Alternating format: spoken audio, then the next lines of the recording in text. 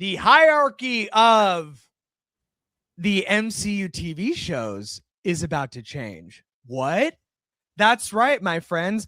Last Tuesday, Daredevil Born Again season 2 times dropped and blew most people away. That's right.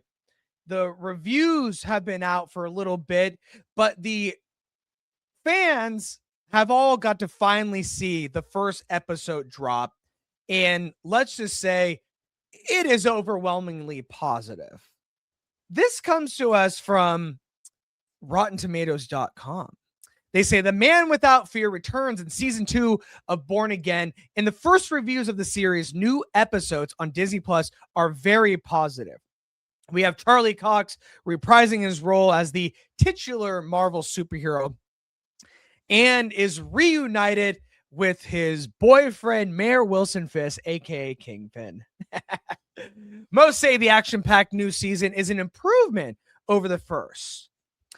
But not everyone agrees that it might be better or on par with the Netflix series.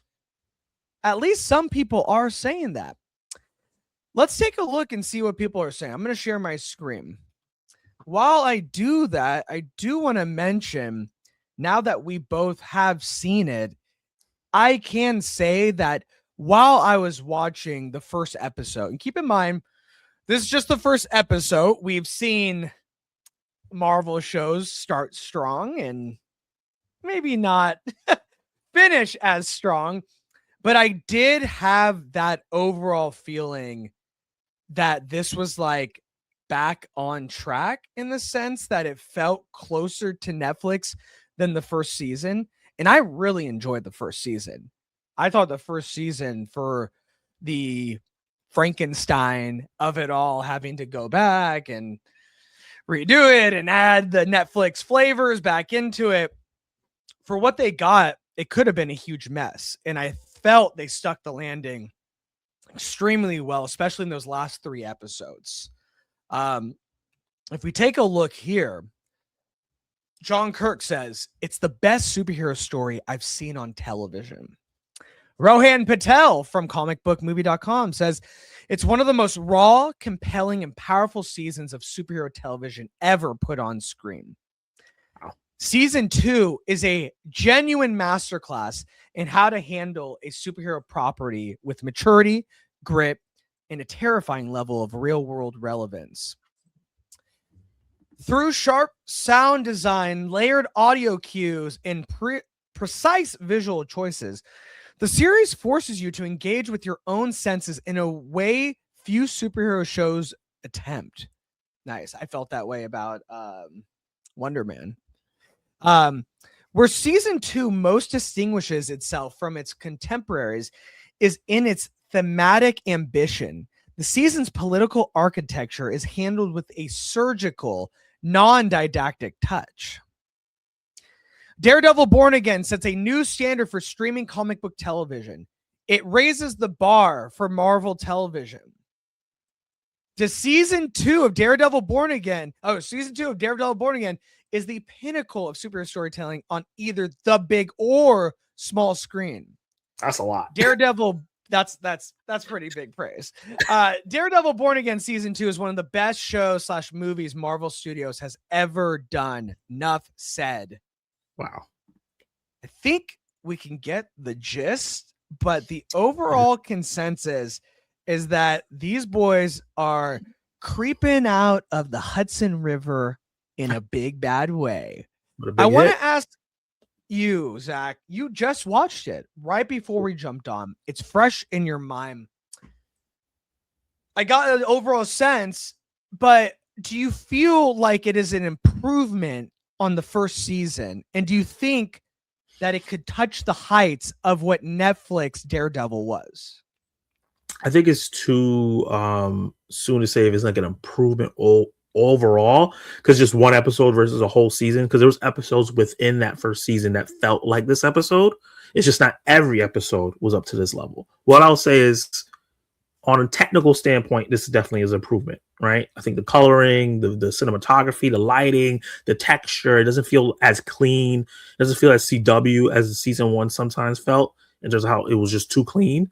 And I'll say that the VFX look better because I'll never forget that I think like Daredevil was jumping from building to building and then like swung onto a building and it looked so rubbery and fake.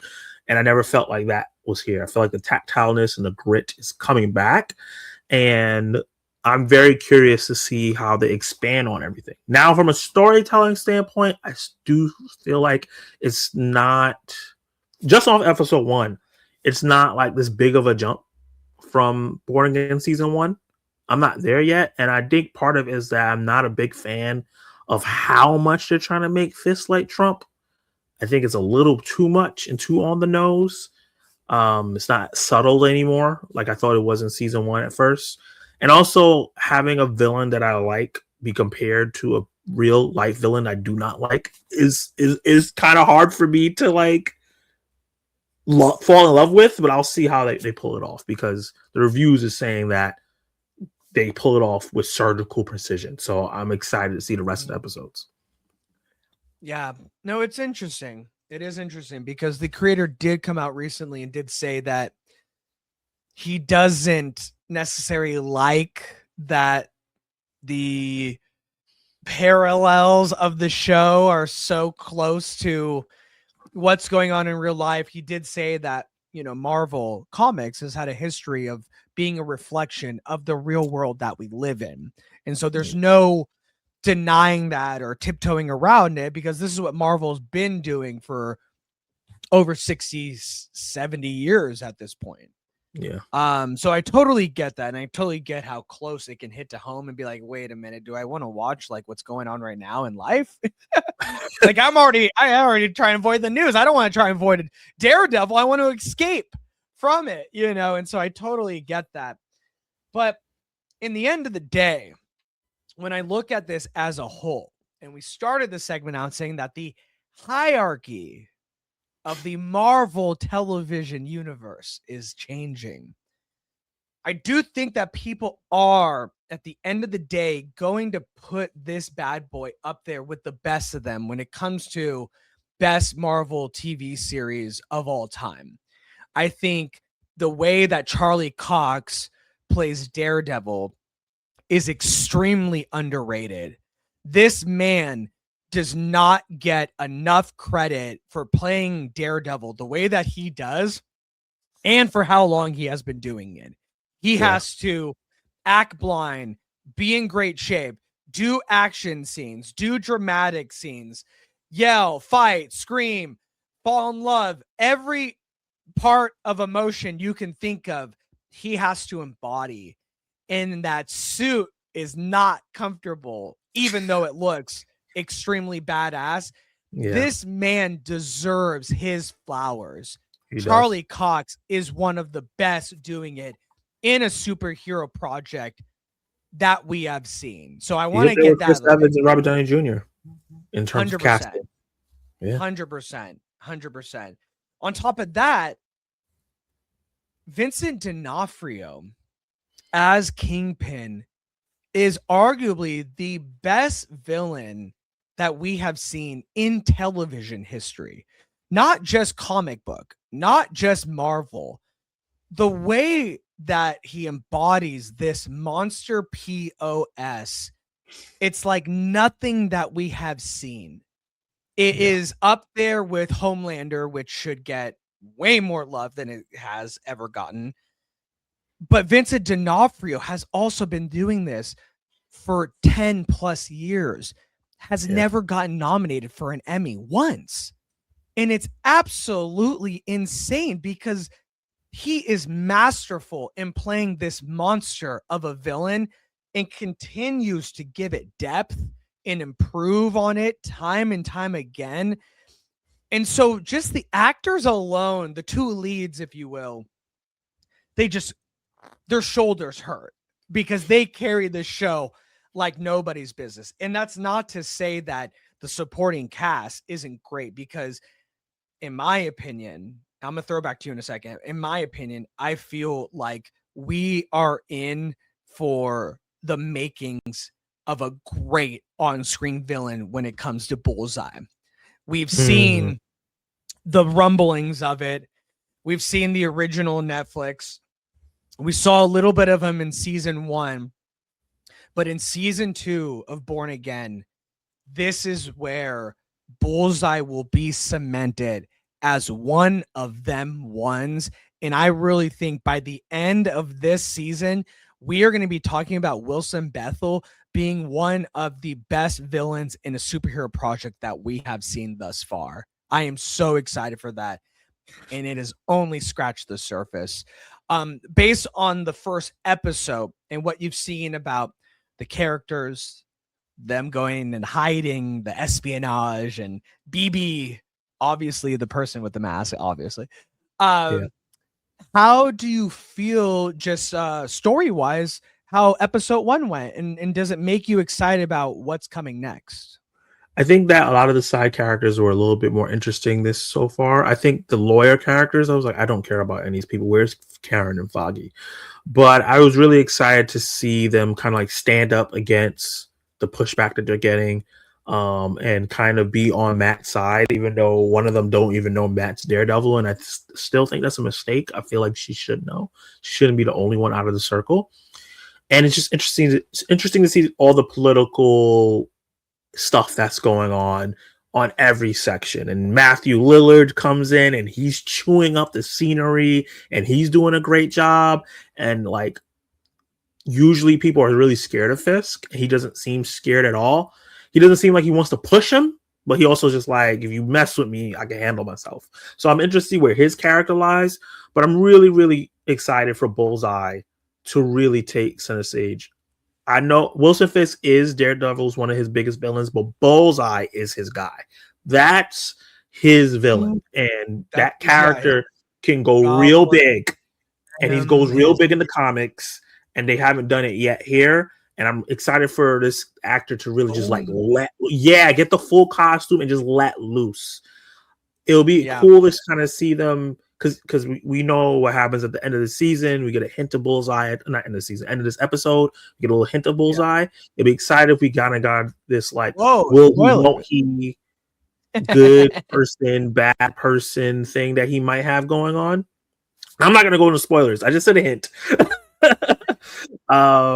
But it'd be interesting to see if it's like, oh, is he gonna be a good guy? Is he gonna be a bad guy? And if Jared like struggle with that because he's the one that killed Foggy, and then for him to like go full crazy towards the end. I'm gonna put this up here, you guys, just because I've been waiting to like talk to someone that isn't my wife about this episode. So I'm really excited to talk to Zach, even though I love you, Erica, and I love that you love Daredevil. It's my claim to fame of that I made my wife a Marvel lover. Like I did it, every man's dream. And so I don't take that for granted, but she's probably tired of hearing me. But she does love the theories. And so I'm going to put this up here for a second. If you want to mute, I'll take it down right when I'm done. Don't want to spoil it for anyone. You've been warned. Zach, my friend. Yes. Mr. Charles, played by the wonderful Matthew Lillard, F.U. Tarantino.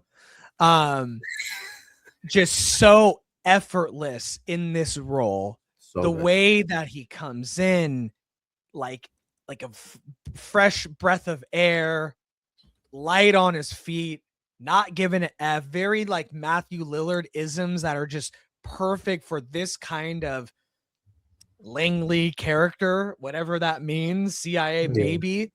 Yeah. I'm hearing that there is a connection between him and Val. That is the connection. They mentioned her name. So I've seen it a lot of times, but I must be missing that.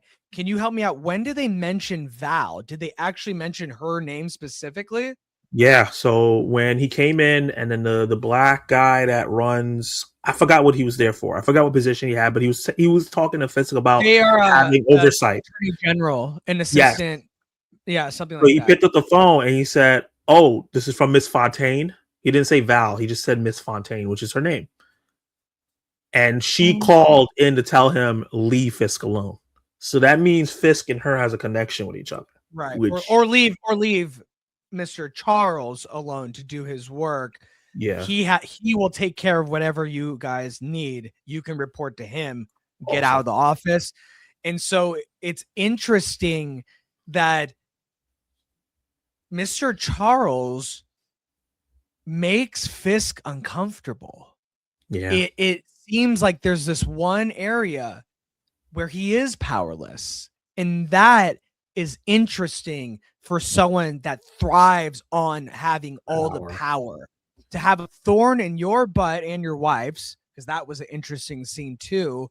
Yeah. That makes Fisk, the power hungry monster, uncomfortable and always realize you're not on the top. You are on top of a certain area, but you still report to other people. Do not forget that. And that is a really cool thing to see, to put Wilson Fisk on his back heels. I love that they added that aspect of it. What do you think about I'm gonna mouse Dario, the writer? How do you think his writing is in this first episode? Oh, in terms of, you mean like just a story or just dialogue? Yeah, dialogue and just flow of the strength of the script. You know, like I just thought the structure of the episode was good because it did so much in so little of time. Did you get that sense? It was a lot packed in. I do think the BB thing kind of disrupt the flow a lot. Oh, you don't like that? I'm not a huge fan of It was this. funny, On the like street. they got the token black dude in like the pink sweater. Like Fisk is great. I love him. It's like, I was like, what? In New York? Like, it was weird, right? It was weird. It was like, and then the black couple calling them animals. I was like, what? In New York? I was like, it just didn't. That made no sense to me. But I get what they're going for. I like, see what they're saying though. It's the dog whistles. It's the people being not realizing, oh, it feels safe right now, but they're under like a authoritarian thing. Yeah, like I get what they're going for, but the people they chose to do the message was weird. But it was weird. It was weird. The BB thing, and then like the funny like person with the Fisk mask. That stuff kind of like felt a Mr. little Robot. goofy. Yeah, compared to the rest.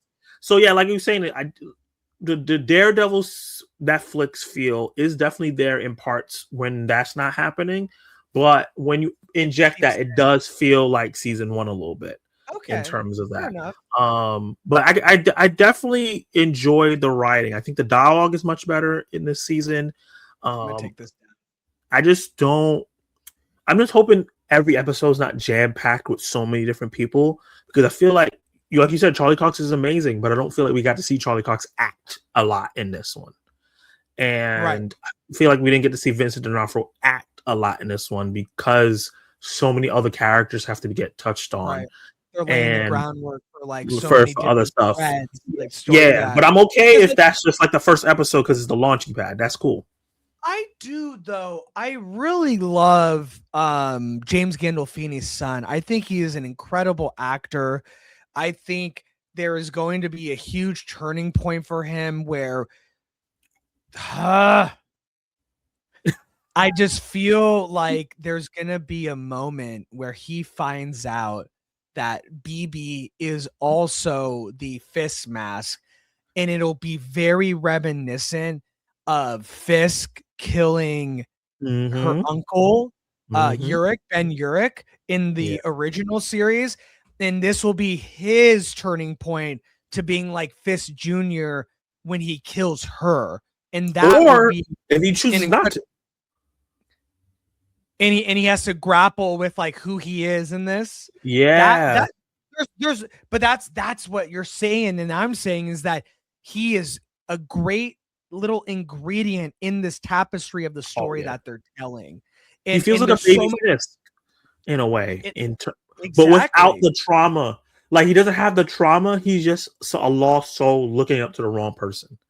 And that is that father figure. That's something to look up to, and you're going towards the wrong thing. And he's so deep that he might not be able to get out. Very, very similar to, but he's darker. He has a dark side. I was gonna say it's very similar to Vic in Penguin a little bit.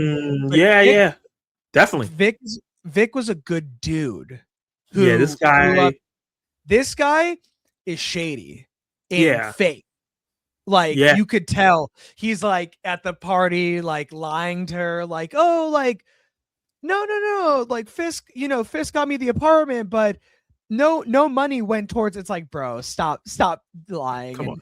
And We BB know. knows that, and that's why she's keeping her enemies close. Mm-hmm. And that is a very smart thing, but it's also a very dangerous thing. And that's what I'm really excited to see is how close she gets to the line, because we see that she and Karen are working together, Yeah, and the person on the inside usually gets the brunt of being axed.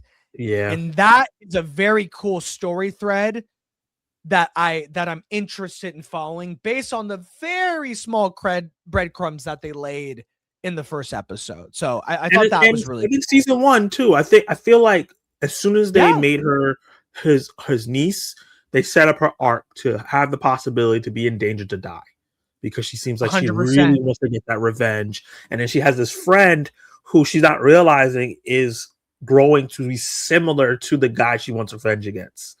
And it could be a Yeah, situation where, he might find out. It might be a situation where they have to decide: do we kill each other?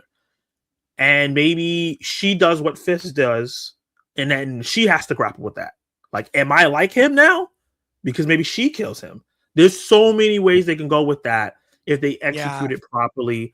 How did you feel about the therapist and what they're doing with her? Loved it a lot more. I loved it a lot more. Sorry, guys. I loved it. I Just loved keep it a it up lot for the more. rest of the Daredevil talk. I know we're gonna end soon because we got so much more. But I love that you brought that up because she was really annoying me in the first one. I thought she was a useless, annoying character. My wife hated her every time she was on screen. She was like, "I hate this bee. I'm gonna kill her." No, she didn't say that, but she's like, "I'm gonna fist crush her head." No, and that was gruesome in the first season. That was wild. We didn't even get to really talk about the first season. I wasn't sure if you were watching it when it was Yeah, coming out. I wasn't sure if I'm really happy that you did because I know you got a lot on your list of shows. So that's really great. But this season, what they're doing with her is very interesting. How she's going down this villainous rabbit hole based on her trauma from the impact from Muse and grouping all vigilantes together, whether a hero or a villain, it's all the same to her.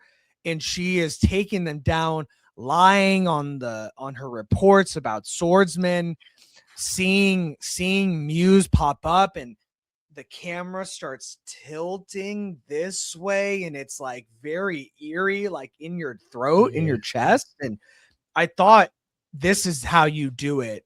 This is making her interesting. I still don't like her, but that means the actress is doing great. A good job. Yeah. But I And felt that way. one thing I want Did to you feel that say, way?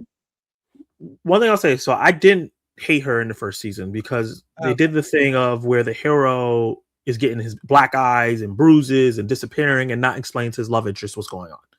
So I felt like her responses made sense because, like, Okay. in a regular situation, if someone's doing that, you break up with them. But for Yeah. us who know what Matt's going through, we're like, shut up, leave him alone. But the stuff with Fisk annoyed me. Like there's so much history. This is a bad person, and you're like, well, patient confidentiality. It's like, Well, the bro, fact that he became mayor shows that a lot of people feel like it might be hearsay, and it does feed into the Trump comparison. He has a ton of history. He still got voted president twice, so it feeds into that real world dynamic or dilemma. gullibilness, or like, Yeah, that they're yeah. trying to do. But yeah, what they're doing here, because I'm not sure if this character is a comic book character, this therapist. I'm wondering No, if this is. I don't think she is. Let me look it up while you're talking. Yeah, because I feel like it would be interesting if she ends up becoming the second Muse, because there is a second Muse in the comics. There's a Muse and there's Muse 2.